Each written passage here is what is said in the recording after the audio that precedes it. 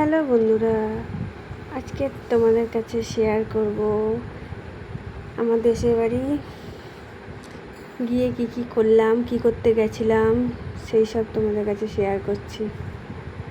দেখতেই পাচ্ছ, প্রথমে বাজার, সন্ধেবেলা 3-4 জনে মিলে বেরিয়ে গেছি বাজার করতে না একটু ঘুরতে ফিরতে।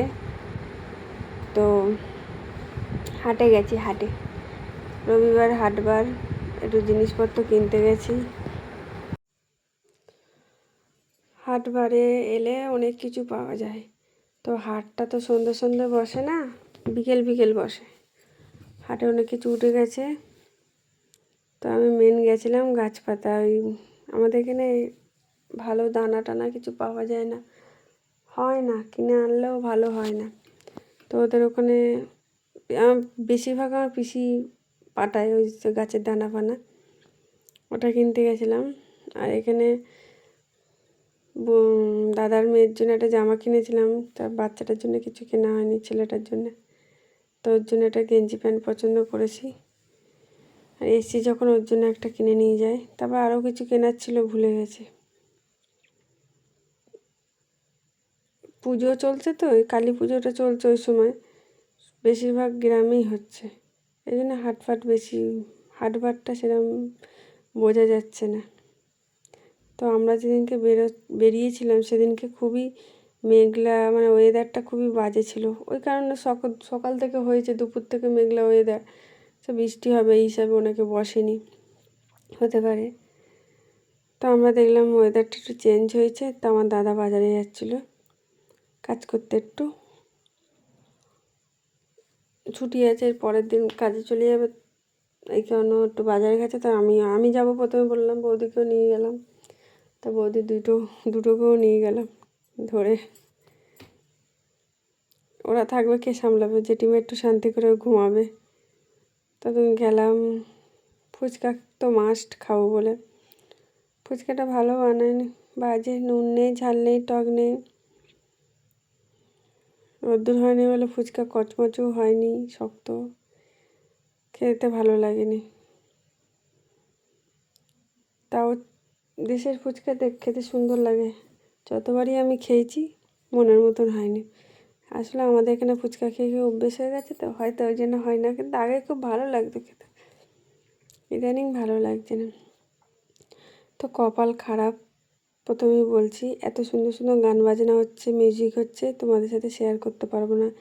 ইউটিউব আমাদের এই অধিকার দেয়নি যে পুরো ওই জিনিসটা তোমাদের সাথে শেয়ার করব।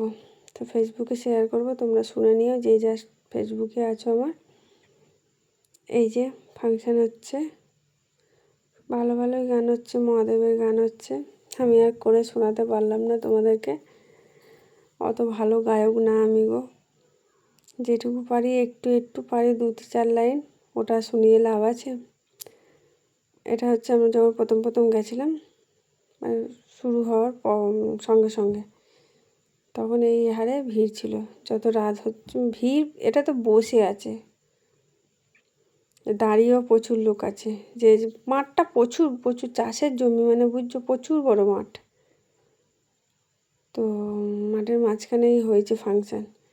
বৃষ্টি হবে বলে তো ফাংশানটা ফাইনালি হলো, খুব ভালো হলো। আমি 2:30 পর্যন্ত ফাংশানে ছিলাম। তো পরের দিন বাড়ি আসবো বলে চলে আসতে হলো, আসতাম না, খুব খুব দরকারি কাজ ছিল আমার, ওটা না করলেই নয়। ডেট দিয়ে দিয়েছে যেহেতু, তোমরা জানো, যেখানে যে সব জায়গায় ডেট দেয়, ওই কারণে ব্যাংকে এইসব জায়গায় একটু প্রবলেম হয়েছে, আমায় আসতেই হলো। আমি গেছিলাম আগে, তো কাজটা হয়নি, এই কারণে গেছিলাম যে গিয়ে কোনো জায়গায় একটু শান্তি করে থাকবো। ও শান্তি আর জোটে না। তো আমার লাইভের ঝামেলা তোমাদের সাথে আর কি শেয়ার করব, সবাই লাইভে কিছু না কিছু প্রবলেম হয়। এই যে ফাংশান, নিচে বসাটা খুব প্রবলেম হয়, কি বেশিক্ষণ বসে থাকা যায় না, পা হাত ধরে যায়। এনারা কী করে বসেছে, এনারা একবার করে উঠে পড়ে নাচছে।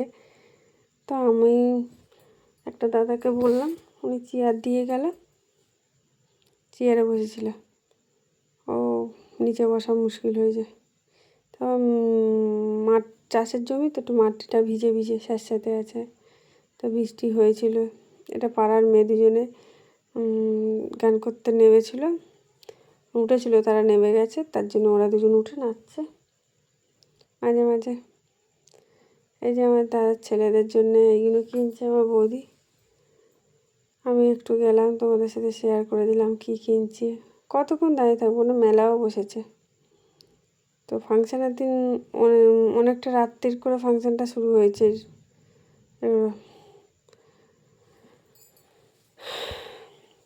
এই কারণে অনেক যারা যারা বসেছিল মেলায় নতুনত্ব ওই খেলা খাওয়া দাওয়ার এ নিয়ে, তারা উঠে গেছে। বলে সব খেয়ে দিয়ে আসছে, থাকবে, কিন্তু থাকতো। একখানা দু তিনটে স্টল ছিল, ফুচকা, ঘুগনি, ওই কী আলু পটপটি এসব কী সব বলে, আইসক্রিমটা মাস্ট, ওটা খাওয়ার পরে বলবো না, মাঠের মাঝখান বলে হয়তো এত কুয়াশা, এত গরম, এত ধোঁয়া হলো কী করে একটা সময় মনে হলো। কুয়াশার জন্য উনি ছাতা নিয়ে দাঁড়িয়ে আছে। কুয়াশা খুবই পড়েছে কিন্তু চোখে পড়ছে না।